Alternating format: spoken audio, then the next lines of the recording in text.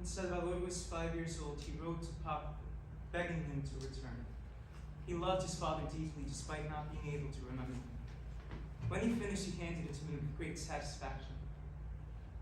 My eyes filled with tears, and to avoid spoiling his joy with my sadness, I turned around, with the excuse of looking for an envelope. His naivete taught me to let go of my pride. I joined my voice to my son, and I called Papa. I clearly remember I said things like, I have always forgiven you, and only wish you enjoy peace and tranquility with your family. 1965. Katelyn, your letter of the 17th, which I received last night, has moved me deep. But Salvador's letter, which you also included, has made an even deeper impression on my soul. So much so that I couldn't sleep last night imagining what that innocent child must have looked like as he struggled to write those words.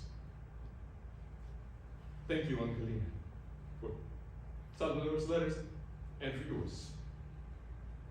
It saddens me to think that the failure that ruined his parents' happiness makes it impossible for me to hold him in my arms. Goodbye.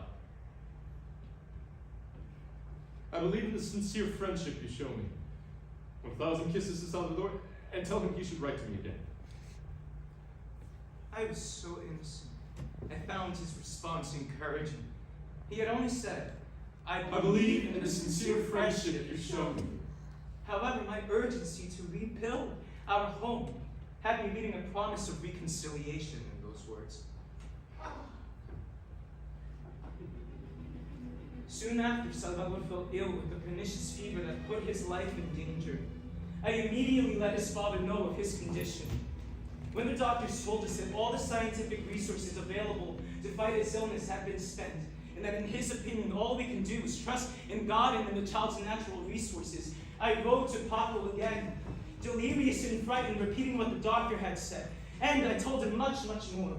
All I remember was that that letter was soaked with tears and written under the most painful circumstances. Then I called to him. I called to him with my soul to kiss and bless his poor dying child. I had the letter certified, and I still have the receipt. But he never answered this letter nor the previous one.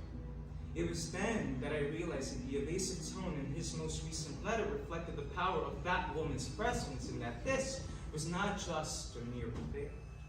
I had written that I forgave him everything, that I only wished him peace and tranquility with his family. He had answered by saying he trusted my friendship. Might he have interpreted that when I referred to his loved ones, I meant that woman and those children?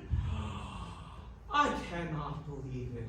I cannot believe his audacity could have reached so far. Rather, I think he pretended not to understand and to ignore the meaning of my words. If he had offered me a hut, I would have gone there. I called to him to join me to rebuild our home and raise our son. I ignored the scandal of his life. I appealed to his sense of responsibility for his legitimate son.